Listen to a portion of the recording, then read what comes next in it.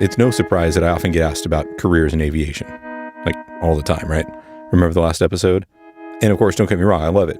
I mean, I really love it. Aviation mentorship, well, it's an actual service that I provide. But nearly every time I get asked about aviation careers, it's usually a pilot track individual, or sometimes it's a controller track individual, and every once in a while, it's even about the maintenance and engineering side of things too. And don't worry, we're actually going to get to that in a minute. But if a 25-year career in aviation has taught me nothing else, it's don't limit yourself to just one thing.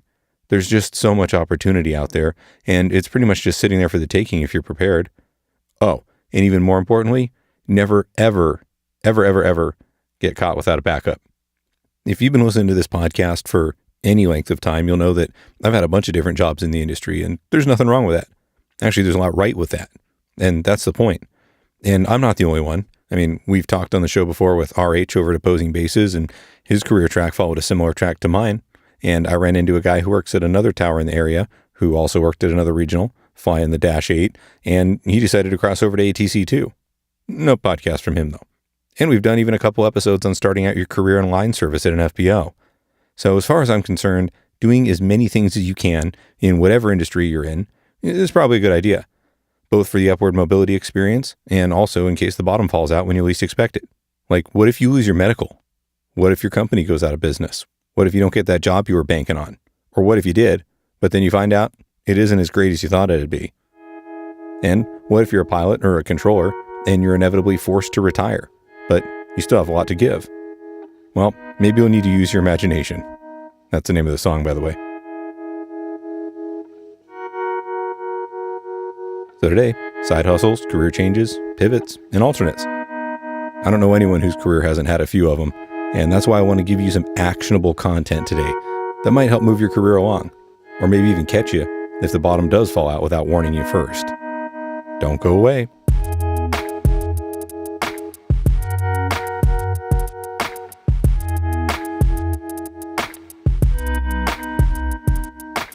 This is an email from show supporter and former pro pilot, Shawn Thurmond. He says, "Hi, Brandon. I'm the pilot and owner of Baron 1 Papa Zulu that you mentioned on your last podcast. I was practicing approaches at your airport, and I thought I'd give you a shout out. Your colleagues were doing a great job accommodating me. And by the way, I try to do them when it's not too busy, usually earlier in the morning or in the evening after your traffic dies down. Keep up the great work on the podcast. It's really beneficial for pilots to hear what controllers face on a daily basis and to get a little insight into your job. It makes the whole system work better, and it creates a bond between us. After all, we both love aviation.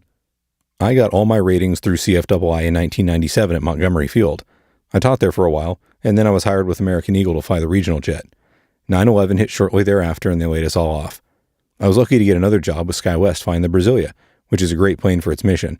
In fact, I used to fly the Brasilia into your airport every day. However, I knew the airline industry was going to need at least 10 years to recover. I wasn't willing to be gone 4 days a week, to fly 8 legs a day, and to work every weekend, holiday, etc. for the next decade. The regionals were supposed to be a stepping stone to the majors, not a permanent place for any length of time. I left SkyWest for a job as a police officer for a local PD.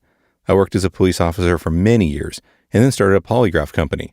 The company's been so successful that I decided to purchase an airplane to service clients out of our county. Last spring, I purchased my first ever airplane, a 1973 E-55 Baron, 1 Papa Zulu. I forgot how much I loved flying and airplanes in general.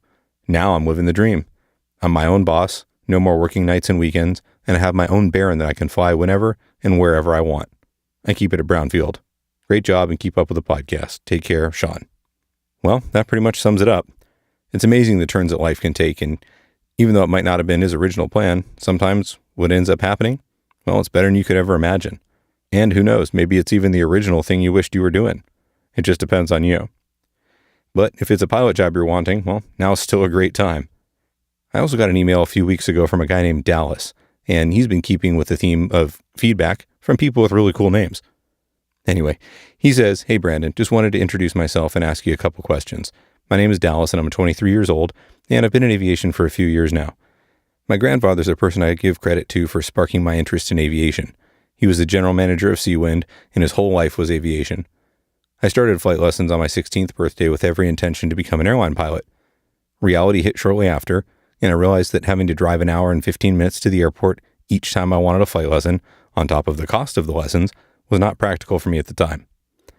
I was only making enough money for one lesson a month.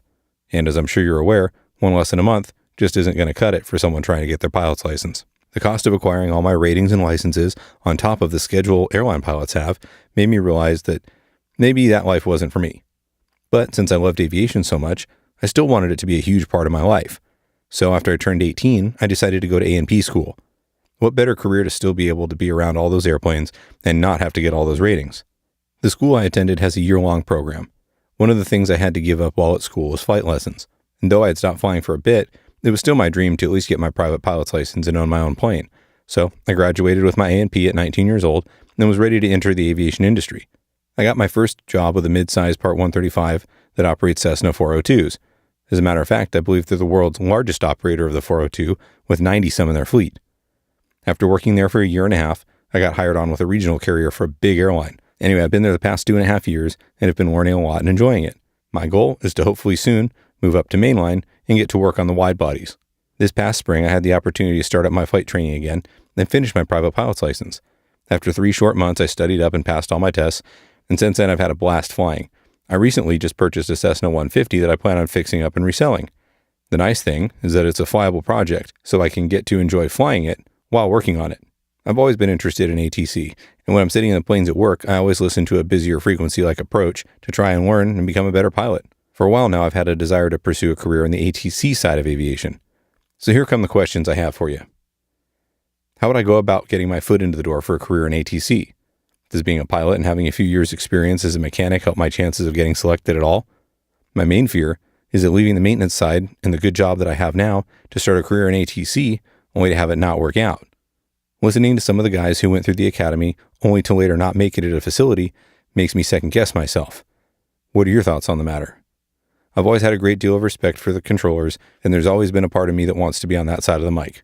I appreciate all the information you pass on to us listeners. So cool to see other people's passion for aviation, and I'm still amazed how small a community the aviation industry is. Thanks for all you do and for all the time you put into making each episode. I eagerly await each of your episodes each month. Keep up the good work and fly safe. Regards, Dallas Marshall. Well, I think Dallas's question is one that a lot of people have, and maybe you do too. Maybe you're thinking, hey, life's pretty decent doing what I do now, but I might have a passion for something else. But it's a risk. So first off, let's answer his questions. How would I go about getting my foot in the door for a career in ATC? Well, that's a really good question, and I really don't have one answer.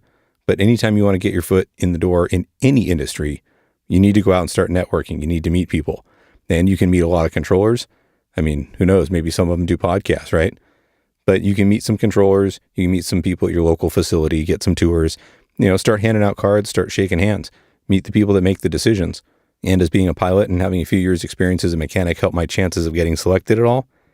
Well, I wish I knew the answer to that. And again, unfortunately, I don't, because those decisions are made by HR and they're made in a way that I feel like probably changes over time. I mean, it depends on how many people want in and what their needs are at the time for them. I think it does help. I know when you transfer from one facility to another, or you try to apply for a promotion or something like that, there is a point system that involves certificates and ratings. Each one's worth, I think, 1 point. So it's not a huge help, but it does help a little. Does it help you get selected in the first place? I really wish I knew. And if anybody listening out there has some knowledge about this, let's write into the show, and I'd be really curious to know how that goes too. But I'll tell you what, once you're in the job, knowing what you know is definitely going to help you a lot. It might make it harder at first when you're training to get your head out of the cockpit, but eventually, especially if an emergency happens or something like that, it'll really help you meet the demands, probably much more easily and comfortably than if you didn't really know what was going on, right? Well, I hope that helps. And I like that he decided to go into the maintenance side of things. And for those looking to get into aviation, maybe not as a pilot or a controller, well, that could be a really good place. I actually have 2 articles here talking about how much actionable opportunity there is on the mechanical side of things right now. Maintenance and engineering folks are often like the unsung heroes. And I'll admit, I didn't know it, but apparently they're hurting for talent too. Bad.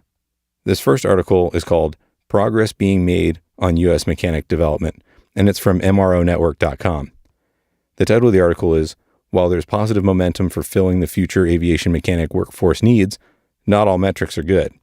The article says, while there are still challenges to be met, progress is being made in filling the current and future needs for aircraft mechanics in the U.S., according to the latest pipeline report of the Aviation Technician Education Council. Here's the good news first. The majority of maintenance technician schools reporting anticipate the number of 2018 graduates will increase 10% over 2017 and a further 11% in 2019, and they expect total enrollment to increase 40% in 2019. Furthermore, school capacity is no hurdle. Only one half of the seats in technical schools are now taken, so an additional 17,000 students can be readily accommodated. One problem is that a substantial portion of aviation technician school graduates have been seeking non-aviation jobs. The latest report says the number seeking non-aviation jobs is now dropped by nearly half to 13%, and 70% of students are now taking the FAA mechanic exam upon graduation, which is a 10-point increase over the previous 2 years. Of course, not all mechanics have to come from these schools. Of 6,401 mechanics certificated in 2017, 63% obtained certification based on completion of a technician school program, 10% based on military experience, and 27% based on civilian experience.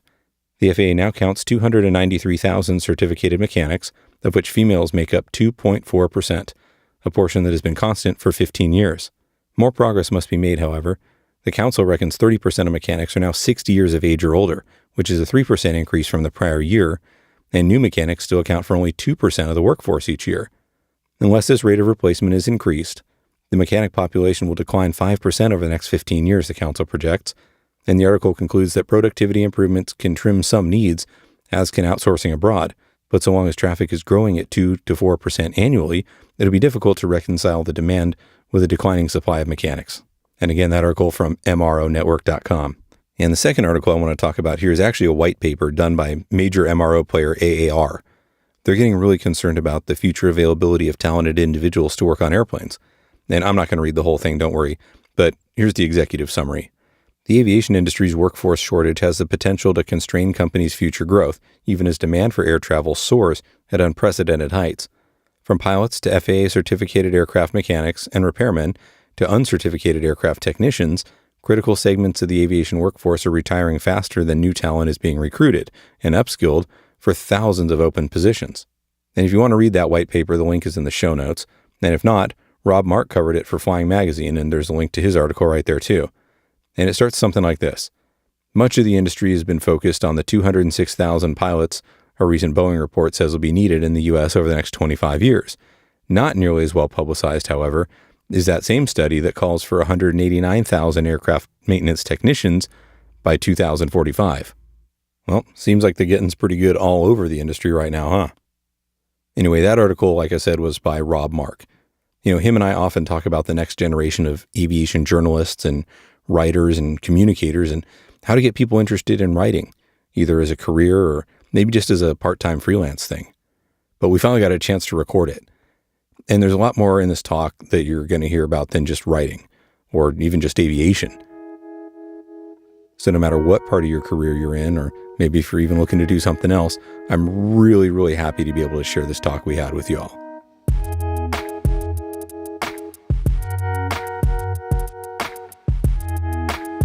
All right, Rob. Well, I heard that, in addition to the pilot shortage and the mechanic shortage and I don't know, any other shortage you can think of out there, there's a shortage in another part of aviation, and it's probably one that we all touch, but we don't really think about, and that's aviation journalism. I mean, I read Flying Magazine, I read, AOPA, I read all of them, but I guess we never really think that a need for journalists is actually a pretty big deal.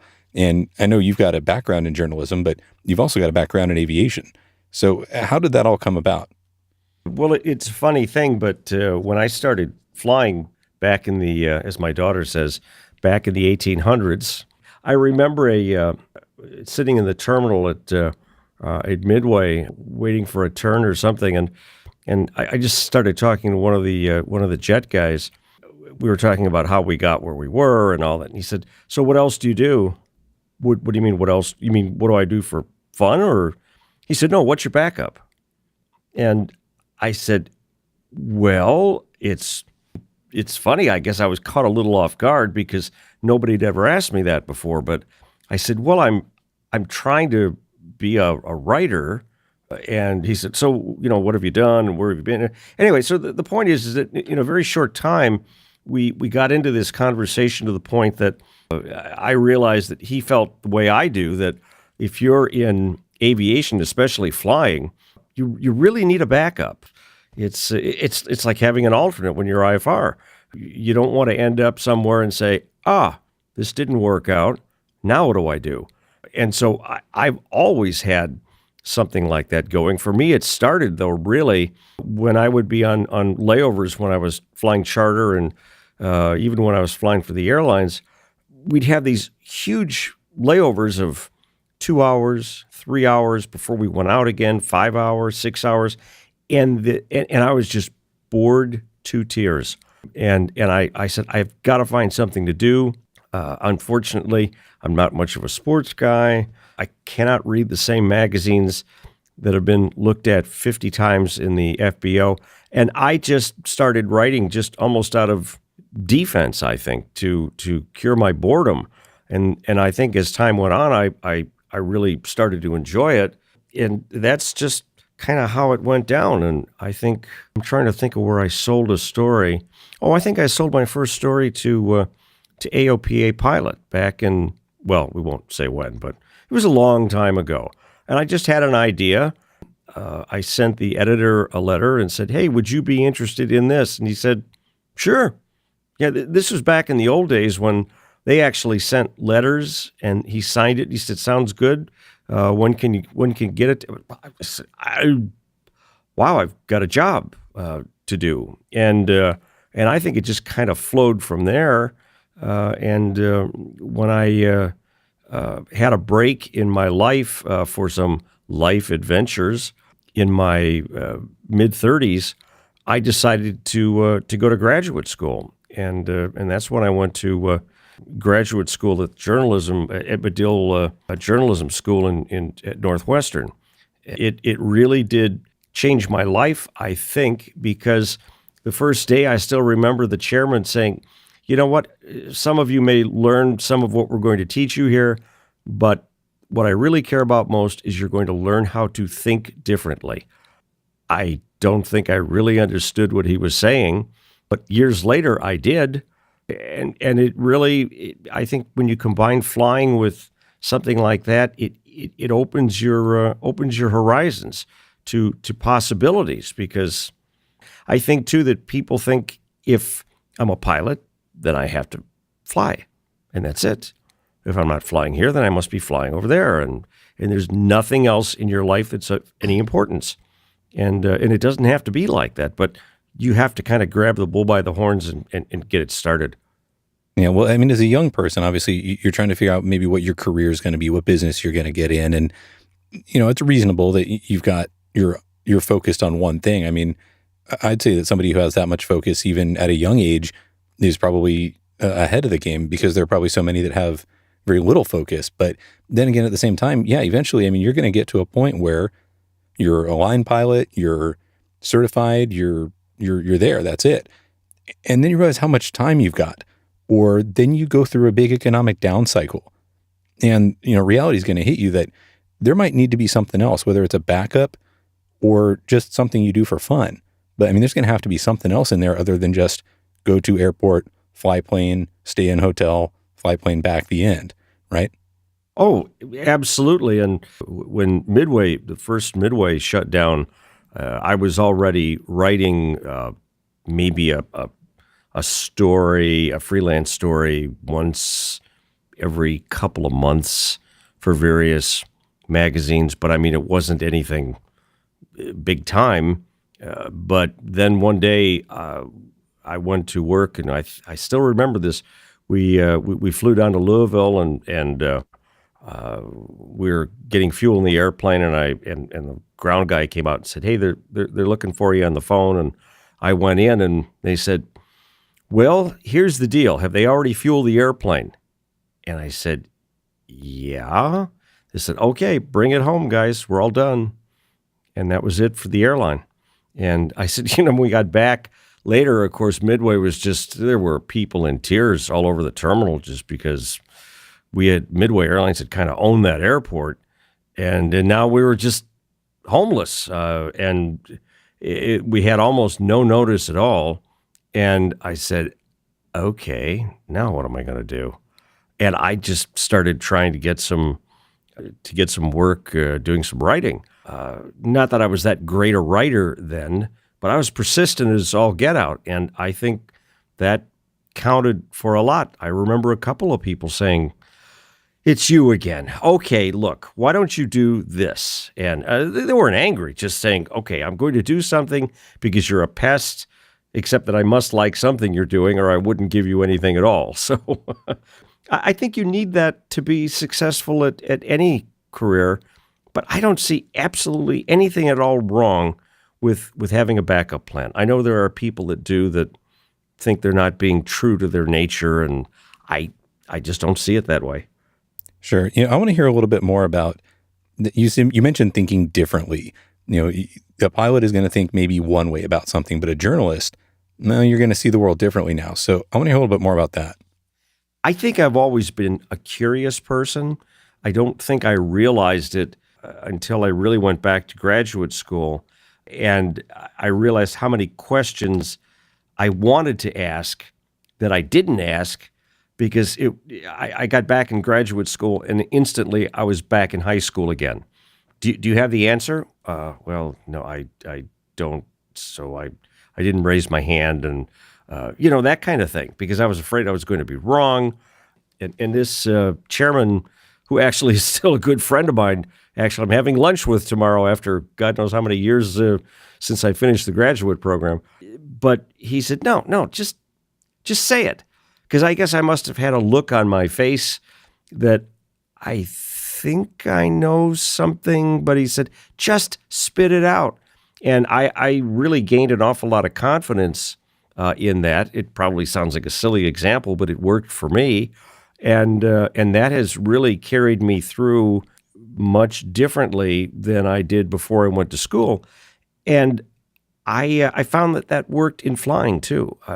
Situations where your gut says, I don't know, I don't like that route, or something feels strange or whatever. I go with it now, and I go, I spit it out. And it's amazing how often what you say is either correct or someone else will say, I had the same idea. And so I began to realize how much of maybe my own creativity I had been ignoring a good portion of my life.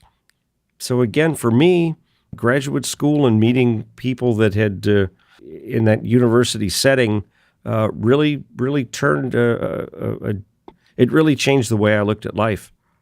Sure. Now, I guess let's get down to business. You're saying there's a shortage of journalists out there right now.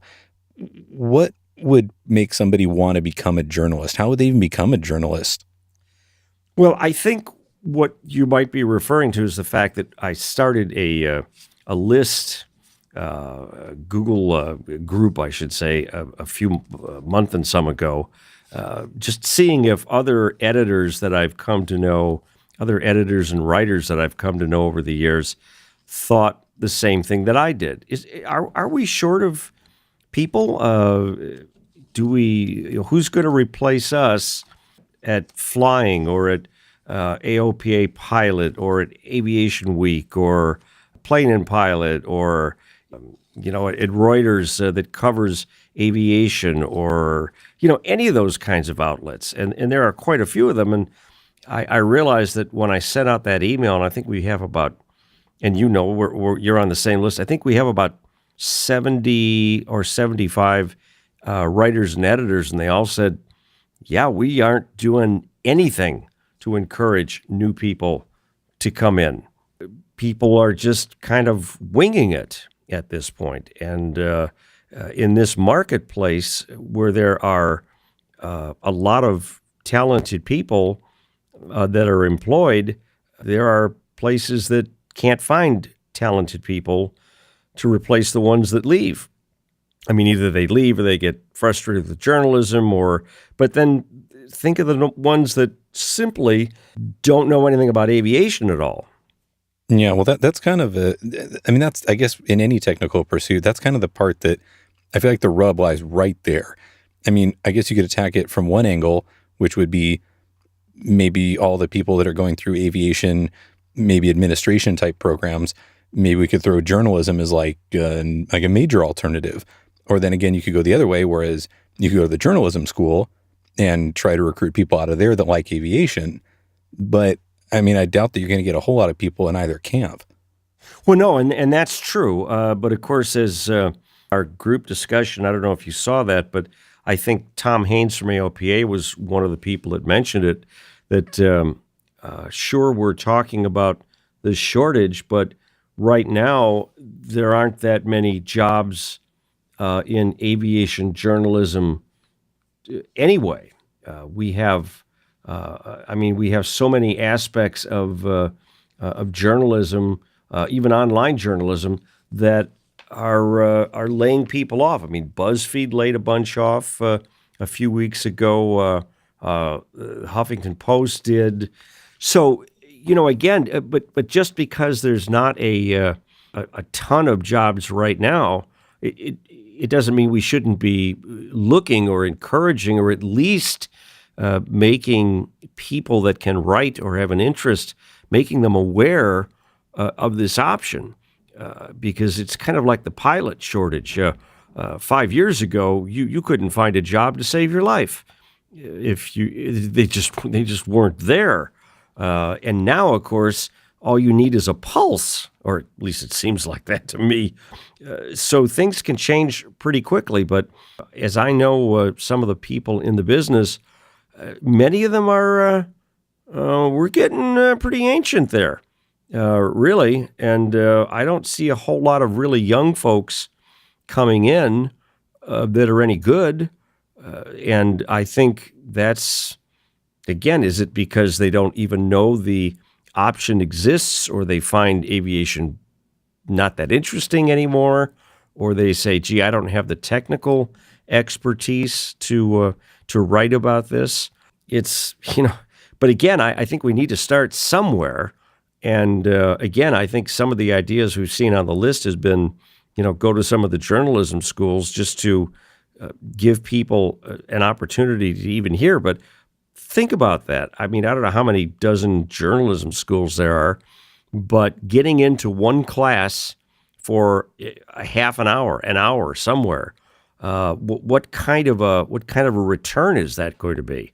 I mean, maybe in a class of 20 people, maybe you might get one person or maybe two that might be interested.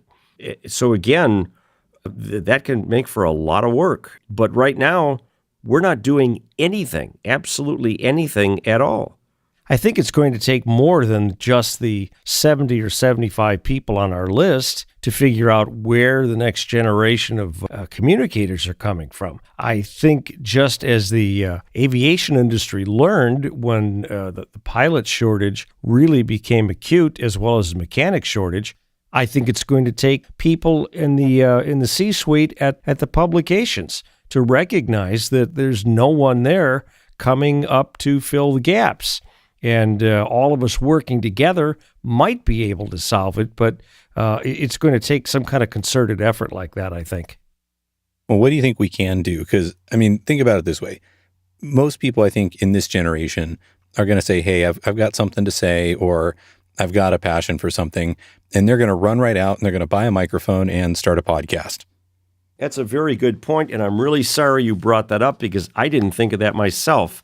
No, it is a good point. And if you listen to some of the podcasts that we've heard just even in the last year, there are a few out there that are really, really good. But they still begin with the basic story. If you don't know how to tell a story and you don't know how to research and write one up in order to make a good podcast even, you end up with something that people go, it's okay. I mean, it's no big deal. My guess is that there are 10 times as many mediocre podcasts out there as there are really riveting ones. But what we're seeing in journalism, and I saw this 30 years ago when I was in grad school, people were saying, there's this thing called the internet, and you're going to be able to share things with people all over the world, audio files and photographs and email, and people said, what? I remember creating basic audio files a long time ago and people saying, who cares? I don't know. It's a lot of work.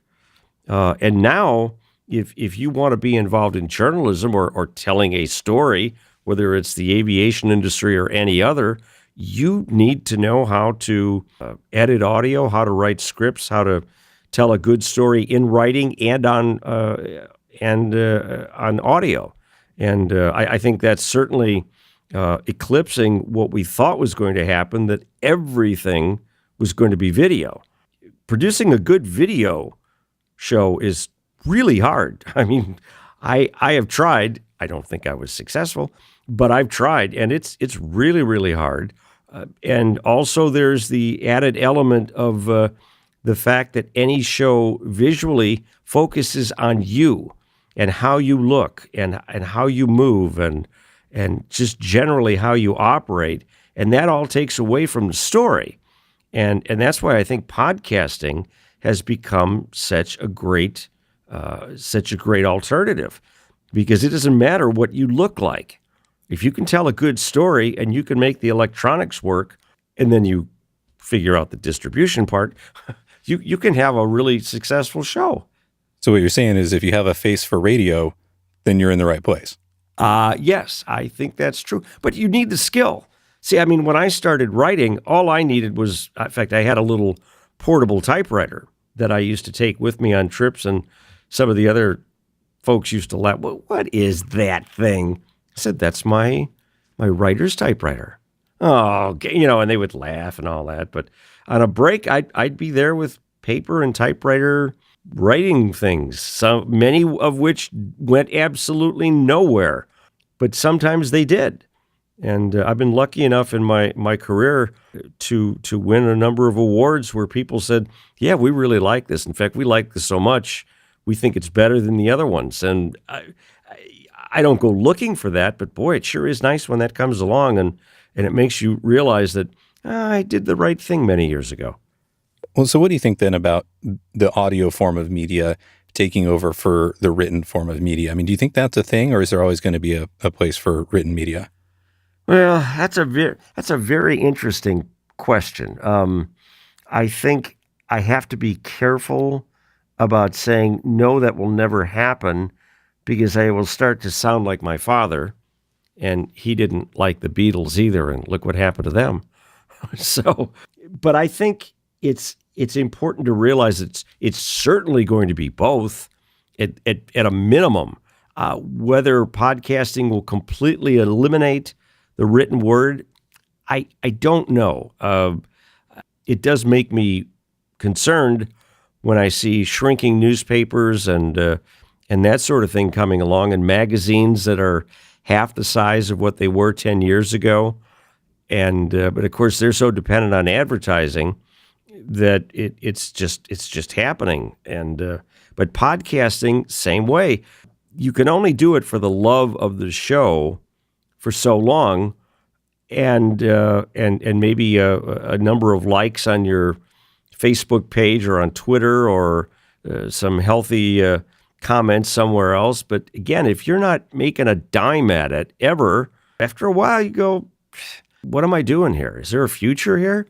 So where does that take us? Everybody can be a publisher, but not everybody can be a good publisher. Sure. Well, I mean, what you said right there is, I mean, even for myself, your head gets scrambled by, just look in the mirror about 10 years ago. Blogging had gotten really popular, right? So if you had any amount of skill in writing, you could just start a blog, and anybody could start a blog. And 99% of them are probably not that great, but there were a few that were really, really good, and you could subscribe to them, and you had it. But then people realized they could monetize that by putting affiliate links and ads, and you know how it goes. But somebody with no background could actually kind of make a passable living doing that. And some people got really successful, but then, blogging kind of died a few years back. And if you ask me, I'd say it's because YouTube and because podcasting and so on. But at the same time, there's still blogs out there. I publish each episode as a blog post on my website. And I think there's a lot to be said for written media. I mean, I subscribe to Flying Magazine still. I think I've been a subscriber now for, like 20 years. I don't read it in paper. I read it on my iPad. But, I still like to sit down and grab a coffee and just sit and read instead of listening to something. I think there is a need for it. But for somebody who's coming up in this right now and they're like, hey, here I am, and I've got this passion for aviation, and I might even have a little bit of skills when it comes to either storytelling or writing, they're going to be faced with a bunch of challenges like, do I start a blog? Do I start a podcast? Do I start a YouTube channel? Do I just say, hey, forget it and go to the airlines? I mean, their brain is going to be just spinning with all these choices. So what's a person like that to do now? Well, I think that's also a very interesting question, because I think another an option that we're thinking certainly is, well, what about the option to go work at a magazine somewhere, be a staff writer, and people I think are often they're just not even thinking of that. I mean, they might hear one of the aviation outlets producing a podcast saying, I could do that. Yeah. I could work. But as far as storytelling in the written word, I don't know. I'm just not certain that it's really going to work the way that I thought it was.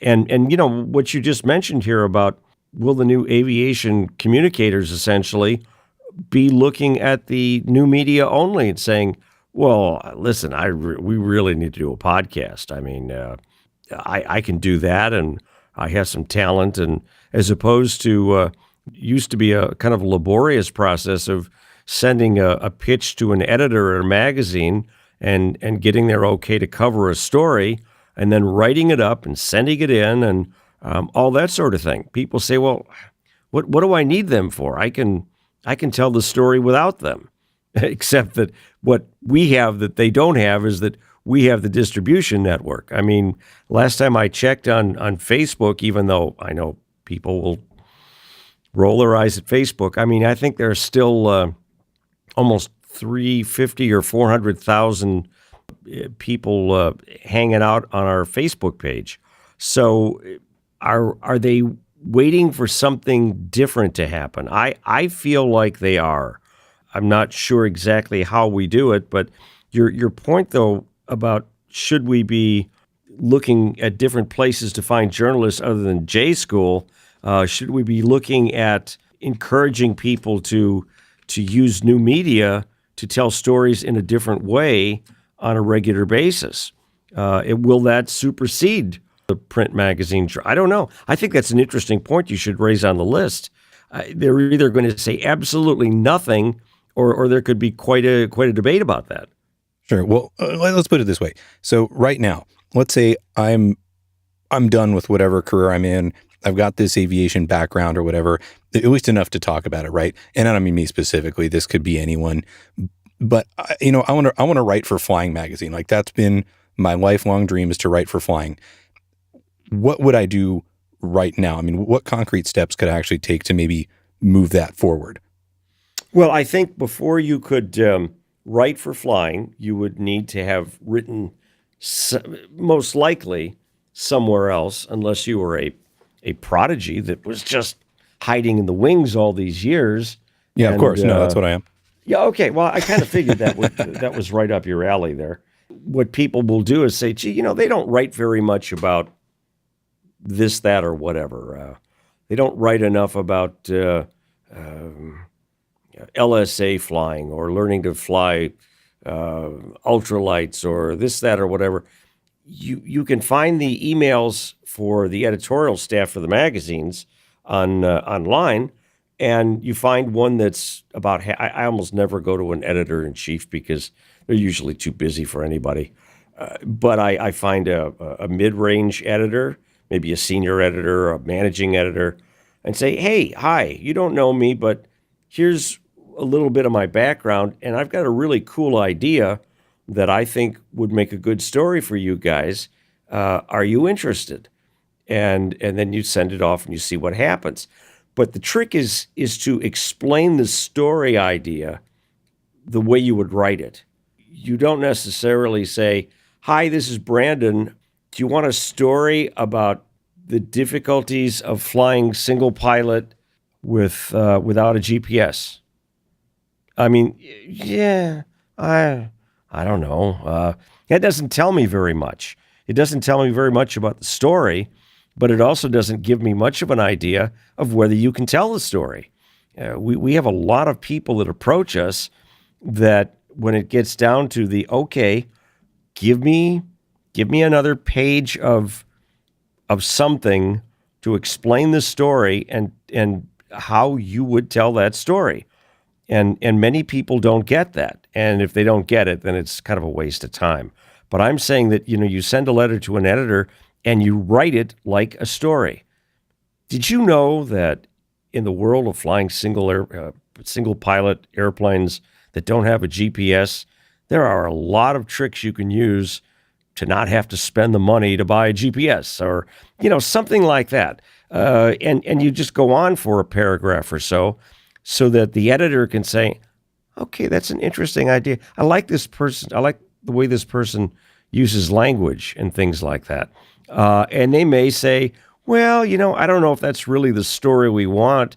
If they like you, they may say, however, if you looked at it from a different perspective and you wrote about this, I might be interested. And because realize we know the magazine better than a lot of the freelancers that write in. And then you see what happens. It's tough because most people say, I don't want to go through all that work. Oh, man, they're going to say no anyway, so what difference does it make? So, they kind of put themselves behind the eight ball before they ever begin. I'll just go write a blog. I'll just go start a podcast. And you and I both, you more than me, know how difficult it is to produce a great podcast. It's not simply about telling the story. It's how do you package it so it sounds really engaging. And that's not so easy. No, you're absolutely right. I mean, hey, two guys talking into a microphone is, by definition, yeah, it's a podcast, but it's a podcast no one's going to listen to. So that's yeah, right. It's very difficult. It seems very easy because the barrier to entry is low because that whole process you just described doesn't exist. You just go to a media host, get a microphone, plug it in, record something, and there you go. You have a podcast. But at the same time, it's not going to get you anywhere. Okay, so how about this? I look back around, let's call it 6 years ago, and one of your writers, Sam Weigel, he had his debut article right around then. And I remember reading his first article on my break at down at the Tracon at the time, and it sounded like exactly the same career path I had had. The only difference was he was still at an airline, and I was at an ATC. But other than that, it really resonated with me, and I was like, you know what? A little part of me once upon a time probably would have wanted to have a career like this, but it went a different way. What did he do to get himself a regular column in a prestigious magazine like Flying when the background that he had sounded, the same as what a lot of people have? I don't claim to know the precise route that Sam took. And actually, I hate him.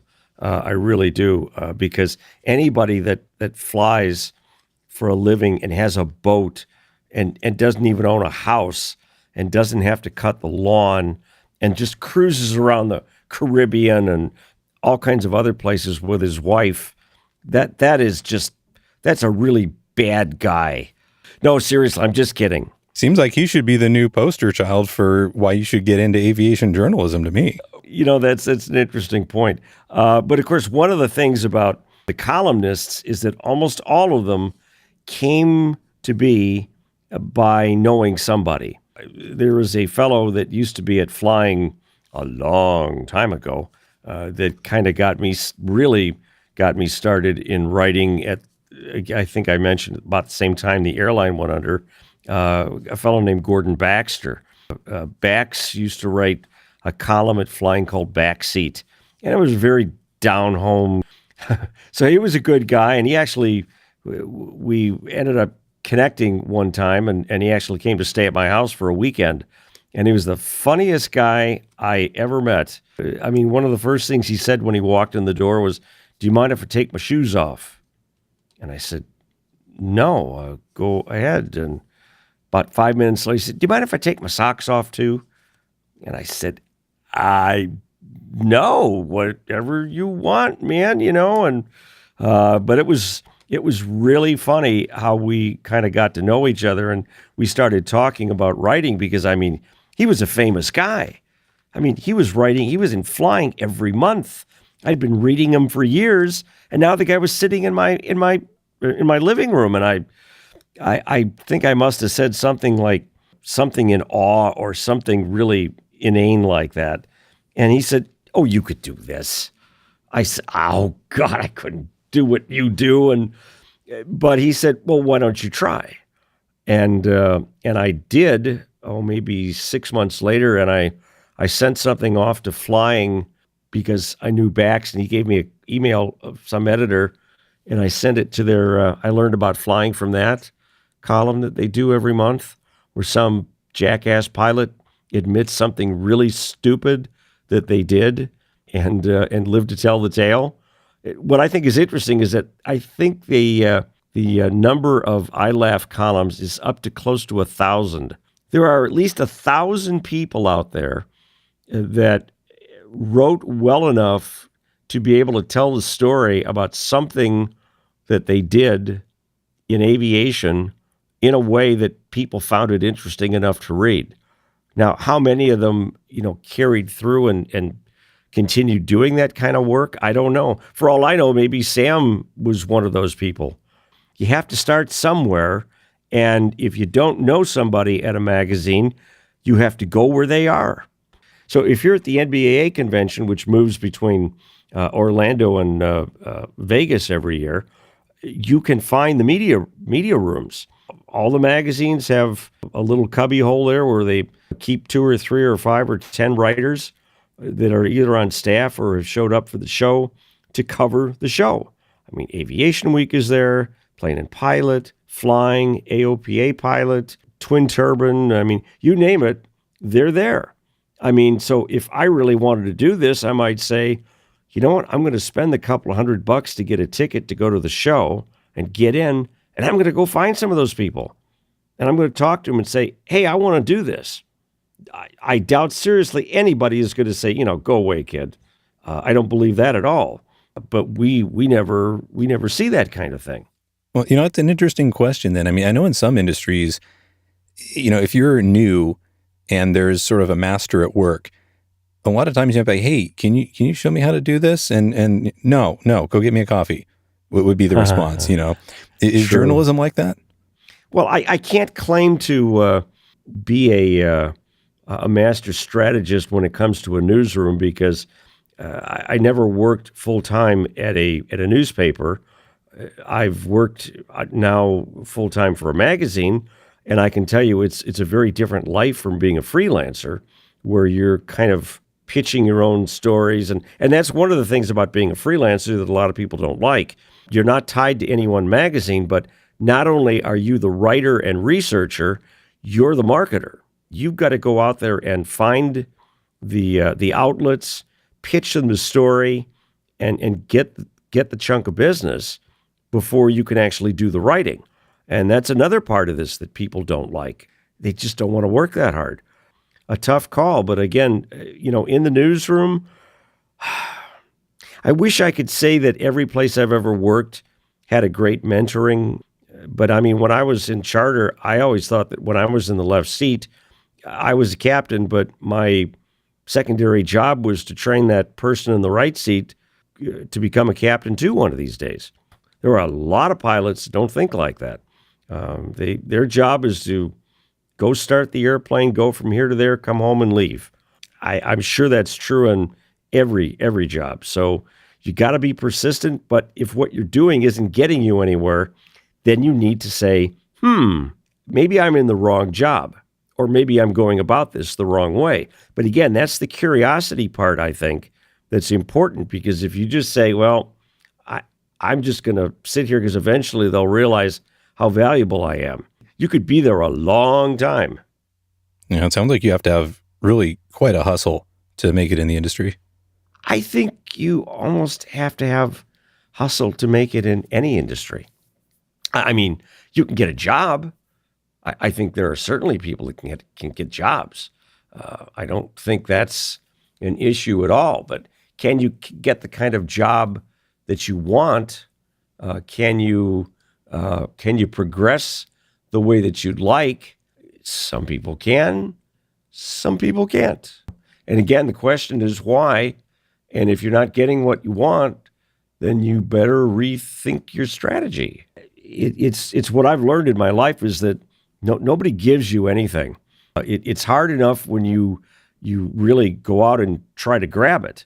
Pilots trying to build time. I went through this at a career fair a few months ago where somebody said, well, I've got a commercial and I was going to get my flight instructor's rating. I guess I have to because what am I going to do to get to 1,500 hours? I mean, I don't know what I could do, and could do it the same way I did it. You claw for it. I mean, I did get a flight instructor's rating, but I also wandered around airports. I met people. I offered to help keep their airplanes up if they'd let me sit in the right seat. I didn't even care if I got paid, even in airplanes that didn't need a second pilot, just so I could experience the world. And you would be surprised at how many people said, yeah, sure, come on along. But you had to ask. And not everybody said yes. But again, I think people that are thinking about being professional pilots, now that we have this 1,500-hour ATP rule on the air carrier side, that say, oh, what will I do? How will I ever get that time? Go be a carpenter or something, because it's never going to happen. Nobody's going to give it to you. And I think personally, I get a little peeved at people that went through school and kind of have this coming. I want to be an airline pilot, but I don't want to do it in 5 or 6 or 8 years. I want to do it now. Okay, well then go reinvent a new way to do that. Maybe that's the attitude thing that we have seen change with people over the years. Probably that parents of my generation, probably me included, have done with kids, that to make them think that if you don't get it right now, it's not worth having. And it takes time. And again, a lot of people don't want to spend the time. Yeah, fair enough. Well, sounds like if somebody really, really, really, really wants it and they're willing to put in the work, then they can get it. But it's not easy. It's not. But it's not easy being a pilot either. It's not easy being an airline pilot. Well, it's the old saying, right? If it's cheap and easy, everyone would do it. Yeah, it's true. It's very true. So what do you want to be when you grow up? And that's a great place to leave a to be continued. So if you're thinking you have the hustle for something like that, I'm excited for you. So as you leave the podcast today and you go about your aviation endeavors, whatever they might be, I want you to think about how you're going to fit into this bigger picture and how the skills you have now can be applied to something else. And most importantly, what you're going to have in your back pocket in case things don't go according to plan. Because weird stuff happens. I mean, people lose medicals, airlines go out of business. Maybe the government shuts down and you don't get paid for a month. Who knows? So hopefully something you've heard today will help you guide you towards your goals, or maybe even help you set some new ones. And if you want to share yours or talk about them more, go to podcastingonaplane.com where you can contact me and record feedback, subscribe, catch up on past episodes, and maybe even share the show with a friend. Because just like everything else in this industry, a personal recommendation can break right through those high barriers to entry and get you where you need to be. Anyway, thank you so much for listening. Your frequency change is approved until next time, and report back on this frequency for the next episode. Good day.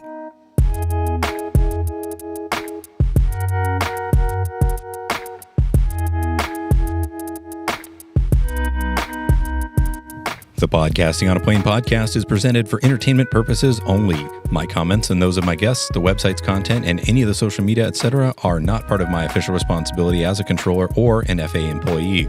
The views and opinions you hear on the podcast are mine and those of my guests, and not necessarily that of the FAA. There is no nexus between Podcasting on a Plane and the FAA. Also, while I am a CFI, I'm not your CFI. Nor am I your mechanic, your doctor, your shrink, or your spouse. This podcast is presented for entertainment, camaraderie, and fun, but is in no way, shape, or form professional advice. It's not legal counsel, and it's definitely not flight instruction. If you are in need of professional advice, get some from somewhere more appropriate than a podcast, no matter how good this one may be.